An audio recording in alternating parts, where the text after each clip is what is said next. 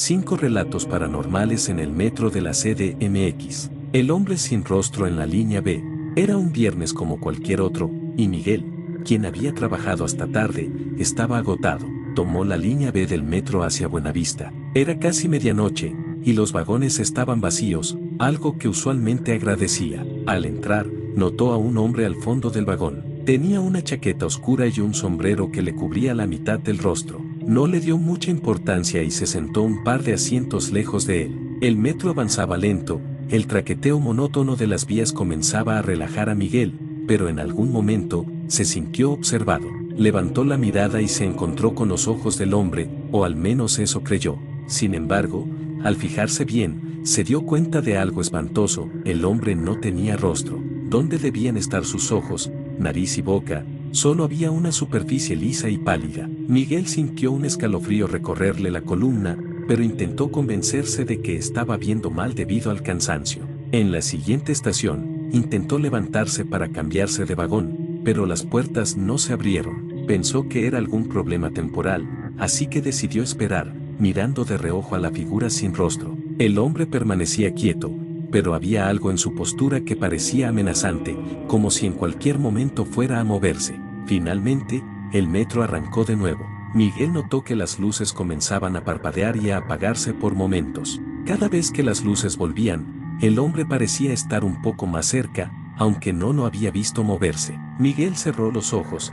intentando calmarse, pero al abrirlos, el hombre estaba solo un asiento más cerca, y la sensación de terror se volvió insoportable. De pronto, escuchó una voz susurrante en su oído: ¿dónde crees que vas? Miguel saltó del asiento y corrió hacia el fondo del vagón. Cuando miró hacia atrás, el hombre sin rostro estaba a menos de 1 metro de él, y ahora estiraba una mano pálida, huesuda, hacia su cara. Los dedos se retorcían como si fueran a atraparlo y absorberlo. Miguel gritó, pero su voz se ahogó en el ruido del tren. En la siguiente estación, el metro finalmente se detuvo y las puertas se abrieron. Miguel salió corriendo y no paró hasta llegar a las escaleras. Miró hacia el vagón y vio que el hombre sin rostro seguía allí, observándolo sin ojos, con una leve sonrisa deformada que comenzaba a asomarse en el lugar donde debería estar su boca. Miguel no volvió a tomar la línea B por la noche, pero, cada tanto, al contar su historia a otras personas, se enteraba de que alguien más había visto al hombre sin rostro en diferentes estaciones,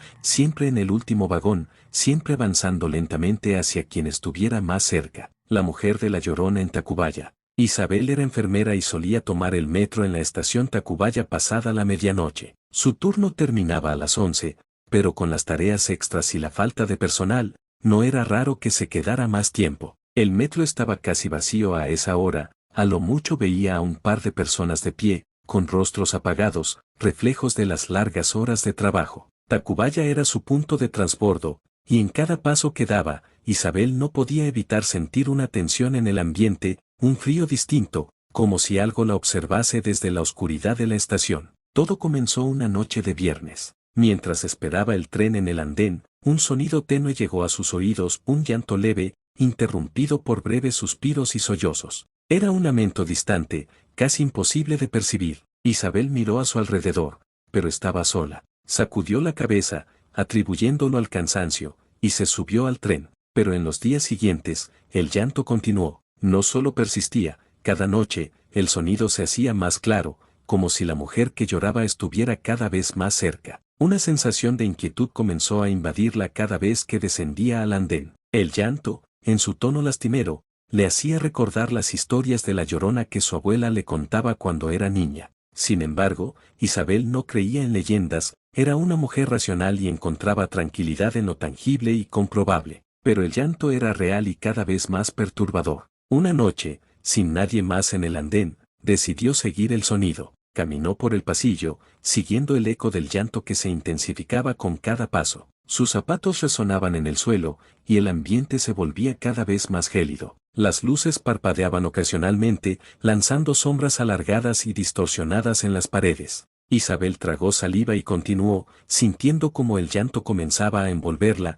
cada vez más agudo, como si la mujer que lloraba estuviera a punto de desbordarse en un grito desgarrador. De pronto, al final del pasillo, una figura apareció bajo una de las luces que titilaban. Era una mujer de pie, de espaldas, con el cabello negro cayéndole sobre los hombros y una túnica blanca que le llegaba hasta los pies. Isabel se detuvo, paralizada. Algo en esa figura hacía que un terror visceral la invadiera, pero aún así, un extraño impulso la mantenía fija en su lugar. La figura seguía de espaldas, inmóvil, y el llanto ahora era un murmullo casi ininteligible. Isabel dio un paso atrás, y fue entonces cuando el aire se llenó con un aroma penetrante, como de flores marchitas y tierra húmeda, algo completamente fuera de lugar en aquel túnel de metro. En ese instante, la mujer dejó de llorar, y un silencio absoluto llenó el espacio. Sin prisa, la figura comenzó a girarse hacia ella. Isabel sintió que su corazón latía con fuerza, cada golpe resonando en sus oídos. La figura giró lentamente, hasta que Isabel pudo ver su rostro, un rostro pálido, carente de vida, con ojos que parecían dos pozos oscuros y vacíos, y una sonrisa torcida, inexpresiva. Era una sonrisa que no irradiaba alegría, sino una especie de odio contenido, como si cada rasgo del rostro reflejara el dolor y la ira de un alma atormentada. Isabel quiso correr, pero sus piernas parecían atadas al suelo. La mujer extendió una mano huesuda hacia ella, y una voz quebrada, profunda y desgarradora salió de su boca: ¿por qué me dejaste ir? El eco de la pregunta se prolongó en el túnel, como un susurro que parecía brotar de cada rincón oscuro. Isabel se desplomó, retrocediendo en el suelo sin poder apartar la vista de aquellos ojos vacíos y aquella sonrisa inhumana. Apenas logró pararse y echó a correr, el eco de sus pasos resonando en el pasillo mientras el aroma a flores podridas parecía seguirla. Al llegar al andén, un tren se acercaba, y sin mirar atrás, se arrojó dentro. Desde la seguridad del vagón, Isabel miró hacia el túnel de donde había salido, esperando ver de nuevo a aquella figura. Sin embargo, la mujer había desaparecido, y la estación estaba sumida en una quietud inquietante. A partir de esa noche, Isabel pidió cambiar su horario. No soportaba la idea de pasar otra noche en Tacubaya, con aquel llanto desgarrador que parecía seguirla, incluso ahora, en sus sueños. Algunas noches, justo antes de quedarse dormida, escuchaba aquel último susurro: ¿por qué me dejaste ir?, un eco persistente de aquella figura que nunca la dejaría en paz. El hombre de las sombras en Pino Suárez, conocida por su afluencia de gente y por su famoso mercado de libros en el metro, también tiene una cara que pocos se atreven a mencionar. Mariana lo descubrió una noche al volver de una reunión. Eran cerca de las 12:30 cuando entró en la estación. La mayoría de los locales estaban cerrados, y el único ruido era el eco de sus pasos al bajar hacia el andén. La estación, en su silencio y vacuidad, tenía una presencia intimidante, algo que Mariana no pudo evitar notar. Esa noche, la tensión en el aire era tan espesa que parecía presionar sus hombros hacia el suelo. Bajó la última escalera y avanzó hacia el andén, que estaba casi completamente vacío, salvo por un par de personas en la esquina más lejana. Sin embargo, mientras esperaba, notó una sombra en el reflejo del cristal de una de las vitrines cerradas. Era un hombre alto, vestido con un traje oscuro, de esos que parecen fuera de época, pero al girarse, Mariana se dio cuenta de que no había nadie allí. El pasillo estaba vacío. Sacudió la cabeza, creyendo que era solo una sombra proyectada por las luces parpadeantes del techo. El metro tardaba en llegar, y la estación estaba en completo silencio.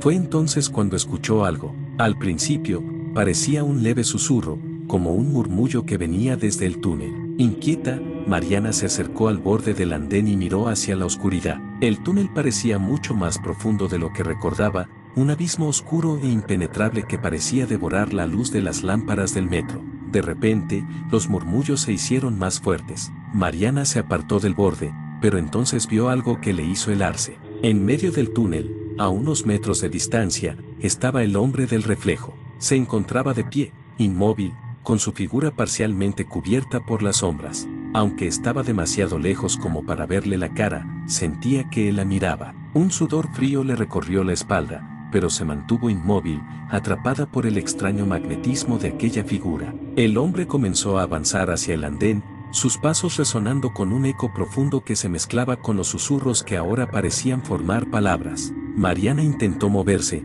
pero sus pies parecían pegados al suelo. Al acercarse más, pudo ver su rostro, un semblante pálido, de ojos vacíos y oscuros, y una mueca inhumana que parecía imitar una sonrisa. Mariana intentó gritar, pero su voz quedó atrapada en su garganta. El hombre seguía avanzando lentamente, mientras un frío sobrenatural llenaba el ambiente. Justo cuando estaba a punto de alcanzarla, un tren entró en la estación con un fuerte estruendo. Las luces la cegaron momentáneamente, y cuando volvió a mirar, el hombre había desaparecido. Temblando, subió al vagón, sin apartar la vista del andén mientras el tren arrancaba. Sus compañeros de vagón parecían no haber notado nada, pero Mariana sentía que el peligro seguía latente. Mientras el tren avanzaba por el túnel, juraría que alcanzó a ver la silueta del hombre en la oscuridad, siguiéndola. Después de esa noche, Mariana empezó a escuchar rumores. Otros pasajeros, algunos trabajadores de limpieza e incluso conductores del metro,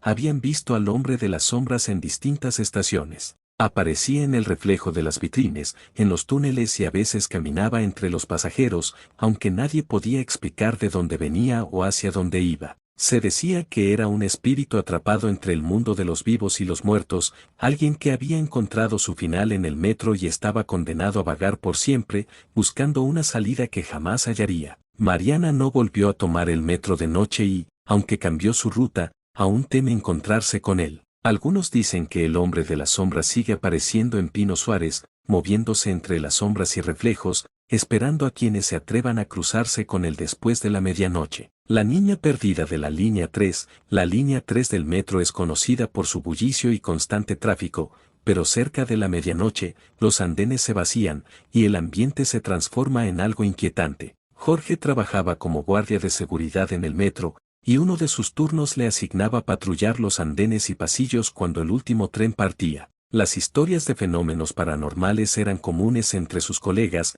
pero Jorge siempre había sido escéptico, hasta aquella noche. Era pasada la medianoche cuando recibió un llamado por radio. Un pasajero en el andén había reportado escuchar risas de una niña, pero al voltear, no había nadie. Jorge se dirigió al andén. La estación estaba vacía y las luces fluorescentes parpadeaban ocasionalmente, llenando el espacio de sombras que se alargaban y encogían. El silencio era absoluto, roto solo por el eco de sus pasos. Apenas había llegado cuando la risa volvió a escucharse. Era un sonido suave, pero alegre, como si una niña estuviera jugando a las escondidas. Miró alrededor, su linterna explorando cada rincón, pero el andén estaba completamente vacío. Seguramente alguien dejó un juguete con sonido o algo, pensó, tratando de tranquilizarse. Sin embargo, cuando la risa se convirtió en una canción susurrada, sintió un escalofrío recorrerle la espalda. Jugando a las escondidas, ¿dónde estás, mami?, murmuraba la voz infantil desde algún lugar cercano.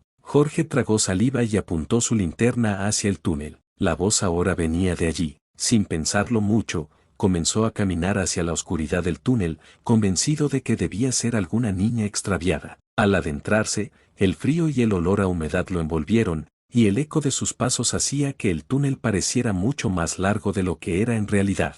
La voz volvió a sonar, esta vez más cerca. Jorge se detuvo, paralizado, cuando, a pocos metros delante de él, vio la silueta de una niña. Parecía tener unos 7 años, con el cabello largo y oscuro, y llevaba un vestido blanco sucio y desgarrado. Estaba de espaldas, como si estuviera mirando algo en la oscuridad del túnel. «Niña, ¿estás bien?», murmuró Jorge, su voz apenas audible. La figura no se movió. Con su linterna, Jorge alumbró más de cerca, y notó que los pies de la niña parecían flotar ligeramente por encima del suelo, como si sus piernas fueran demasiado débiles para sostenerla. Un terror inexplicable lo invadió. Aún así, dio un paso hacia ella. Apenas lo hizo, la figura de la niña giró lentamente su cabeza hacia él. Los ojos de la niña eran 2 cuencas oscuras y vacías, y una sonrisa torcida le deformaba el rostro, una sonrisa que parecía querer expresar tanto odio como tristeza. La niña soltó una risa suave, y luego dijo en un susurro que resonó en la oscuridad: «¿Quieres jugar conmigo?».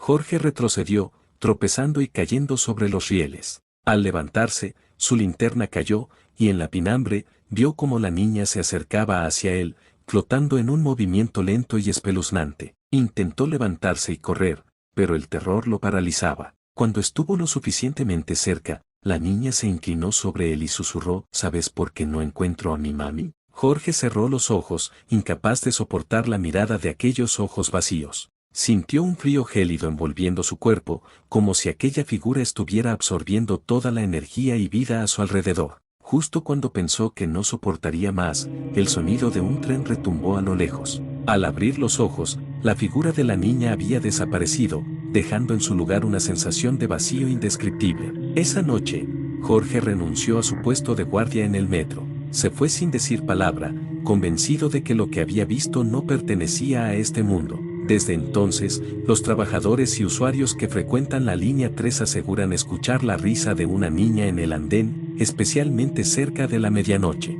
Algunos incluso juran haber visto a una pequeña de vestido blanco caminando entre la gente, con ojos oscuros y una sonrisa que deja a quienes la ven helados, preguntando siempre: ¿dónde estás, mami? El pasajero del último vagón en la línea B, Carlos, un joven de apenas 24 años, trabajaba largas jornadas en un restaurante en el centro de la Ciudad de México. Su rutina le obligaba a tomar el último tren de la línea B cada noche, el que se dirigía a Ciudad Azteca. Después de tantas noches de regreso a casa, Carlos conocía bien el frío y el silencio de los vagones a esas horas. Pero una noche, esa rutina se rompió de una manera que jamás podría olvidar.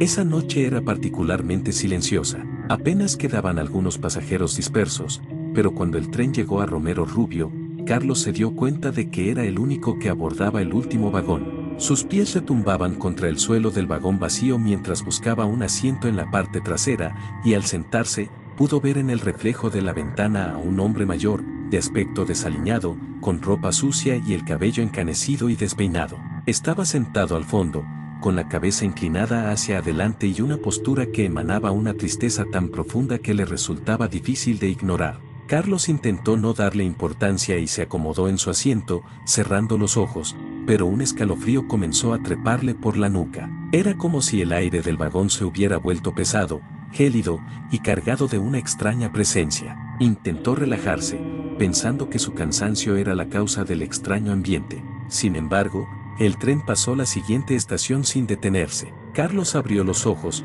confundido, y al mirar por la ventana, notó que el túnel parecía extenderse indefinidamente, como si estuvieran atrapados en un bucle eterno. La extraña figura del hombre que había visto en el reflejo no estaba ya en el asiento del fondo. Un escalofrío recorrió su espina dorsal y miró hacia los lados, buscándolo sin éxito. Fue entonces cuando lo vio de nuevo en el reflejo, parado justo detrás de él. Su rostro era una máscara de desesperación, con ojos profundamente hundidos que parecían brillar en la pinambre. Carlos se quedó inmóvil, incapaz de reaccionar, observando a aquel hombre en el reflejo, pero sin atreverse a voltear. En ese instante, una voz baja y profunda susurró detrás de él: ¿por qué estás aquí, tan tarde? Carlos sintió un terror indescriptible al escuchar esa pregunta, tan vacía y oscura como el túnel. Giró la cabeza bruscamente, pero no había nadie detrás de él. Su respiración se aceleró mientras su corazón latía con fuerza. No podía entender lo que estaba ocurriendo, y una presión inexplicable comenzó a envolver el vagón, como si el aire se comprimiera y el tiempo se ralentizara. De pronto, escuchó un crujido metálico, y al levantar la mirada, vio que las luces del vagón parpadeaban violentamente. Entre cada parpadeo, la figura del hombre aparecía y desaparecía en distintas partes del vagón, acercándose cada vez más. Ahora ya no era solo una figura de aspecto sombrío, su rostro estaba distorsionado, sus ojos eran pozos oscuros que parecían absorber toda la luz, y una expresión de agonía indescriptible deformaba sus facciones. Carlos trató de levantarse, pero una fuerza invisible lo mantuvo pegado al asiento. Podía sentir cómo aquella presencia parecía devorar su energía, sus pensamientos se nublaban y su vista comenzaba a desdibujarse. Entonces, de un susurro casi inaudible, escuchó al hombre decir: ¿no crees en la muerte? ¿Crees que alguien puede escapar de su destino? Carlos sintió un terror que nunca había experimentado. Cada palabra resonaba como un eco dentro de su mente, tan perturbador que sentía que iba a enloquecer. En un último esfuerzo, intentó gritar, pero su voz estaba atrapada en su garganta. En un movimiento desesperado, estiró su mano hacia el botón de emergencia, y al tocarlo, el sonido de la alarma resonó en el vagón. Con el sonido, las luces se encendieron, y la figura del hombre desapareció, pero Carlos aún sentía su presencia. El tren se detuvo de golpe en la siguiente estación, y Carlos salió tambaleándose del vagón, su rostro pálido y sus manos temblorosas. Apenas pudo recuperar la respiración cuando un vigilante se le acercó y le preguntó si estaba bien. Carlos apenas pudo murmurar un sí, pero cuando intentó explicar lo que había visto, el vigilante simplemente le dio una mirada incrédula. Con el tiempo, escuchó rumores de otros pasajeros que también habían experimentado encuentros aterradores en el último vagón. Algunos decían que el hombre era un antiguo trabajador que murió trágicamente en las vías y cuyo espíritu estaba atrapado en la línea B,